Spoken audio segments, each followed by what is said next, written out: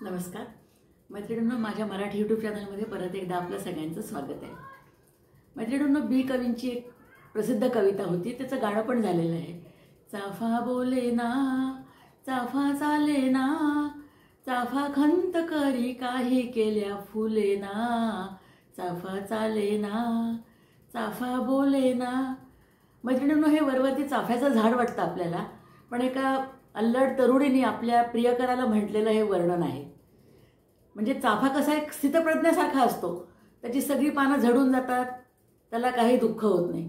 वरती त्याला भरपूर, मग चाफ्याचं एक वैशिष्ट्य आहे बघा, पानं सगळी गळून पडली की प्रत्येक फांदीला भरपूर फुलं येतात आणि एका फांदीमधून 2 फांद्या येतात. मग या 2 फांद्याला पुन्हा वरून अशा 2 फांद्या येतात, मग पुन्हा वरती अशा 2 फांद्या येतात आणि प्रत्येकाला फुलांचे गुच्छच्या गुच्छ लागतात. त्याच्याकडे पाहून आपल्याला किती प्रसन्न वाटतं, पण तो चाफा एखाद्या स्थितप्रज्ञासारखा उभा असतो. हे जरा कठीण शब्द वाटतात का तुम्हाला? स्थितप्रज्ञा वगैरे नाही, आपले अगदी आवडीचे परिचयातलेच शब्द आहेत, पण हे जरा रोजच्या वापरामधून बाहेर पडल्यासारखे झालेले आहेत. पण मला ते आठवतातच, कारण आमच्या ते जिभेवरती रुळलेले आहेत बघा. तर चाफ्याचं झाड हे जे प्रतीक मानलेलं आहे ते एका स्थितप्रज्ञ व्यक्तीचं मानलेलं आहे आणि ते पाहून तरुणीला काळजी वाटायला लागते की आपला प्रियकर आपल्याशी आनंदाने वागत का नाही, बोलत का नाही. म्हणून मग ती हे गाणं म्हणून त्याला खुश करायचा प्रयत्न करते. मग तिच्या मनात येतं की हा चाफा असा का करतोय, याला काही दुःख आहे का, मनामध्ये काही हुरहुर आहे का, मनामध्ये काही काळजी आहे का, हसत का नाही आहे माझ्याकडे पाहून. मी इतकी आनंदाने त्याला बोलायला बघते, त्याला बोलावलं, आपण भेटू, बोलू, काहीतरी पुढचे प्लॅनिंग करू आयुष्यातले. तो स्थितप्रज्ञ म्हणजे अगदी चूप एखाद्या सिद्ध पुरुषासारखा उभा आहे. काय म्हणायचं. मैत्रिणींना वपू काळेंनी पण एक प्रसिद्ध गोष्टीमध्ये हेच लिहिलेलं आहे की आपल्याला बरंचसं काहीतरी आयुष्यात करायचं असतं, पण न करू शकण्याला बरीच कारणं असतात. कौटुंबिक म्हणा, आर्थिक म्हणा, सामाजिक म्हणा, आणि मुली असल्या तर त्यांना तर फारच अडचणींना सामोरं जावं लागतं.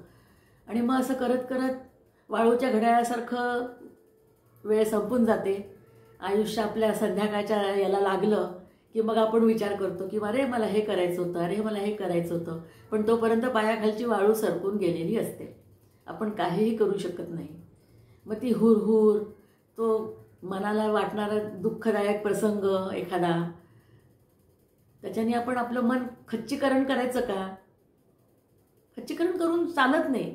आजकाल मॅनेजमेंटमध्ये सुद्धा हेच शिकवतात की 5 मिनिटांपूर्वी काय झालं असेल, तुमचं कोणाशी बोलणं झालं असेल आणि तुमचं त्यात बरीच वादावादी झाली असेल, तरी त्या मनाच्या कप्प्यात त्याला बाजूला करून तुम्ही समोरच्या माणसाशी, दुसऱ्या माणसाशी बोलताना आधीच्या प्रसंगाचा थोडासुद्धा त्याच्यावरती इफेक्ट होऊ दिला नाही पाहिजे. हीच मॅनेजमेंटची किमया आहे आणि हे शिकावं लागतं आपल्याला. प्रत्येक वेळेस आयुष्यामध्ये सुद्धा हेच असतं. प्रत्येकच गोष्ट आपल्या मनासारखी होईल हे सांगू शकत नाही आपण, नाही होतच नाही. आपण ठरवतोय आणि आपल्या आयुष्यात घडतात प्रसंग वेगळे, पण मग त्याला पार करूनच आपल्याला याच्यातून बाहेर पडावं लागतं ना. तिथेच अडकून बसून चालत नाही. आपल्याला कोणी म्हणणार नाही की चल रे मी तुला सोबत घेऊन जातो आणि तुला यश प्राप्त करून देतो.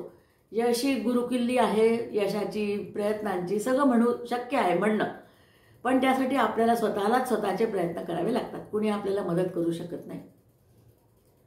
आणि मग हे सगळं हसत खेळत बोलता बोलता तिने खूप विनोड्या केल्या त्या मुलीनी, प्रेयसीनी म्हणजे आपल्या चाफ्याला, की बाबा तुला मी अरे असं करते, तुला काय वाटतं, तू माझ्याशी मन मोकळं कर. आणि ही एक गोष्ट असते बघा, मन कोणाशी तरी मोकळं केलं, आपलं दुःख व्यक्त केलं तर दुःख कमी होतं आणि सुख वाटलं तर वाढतं. हे तर सगळ्यांनाच माहिती आहे.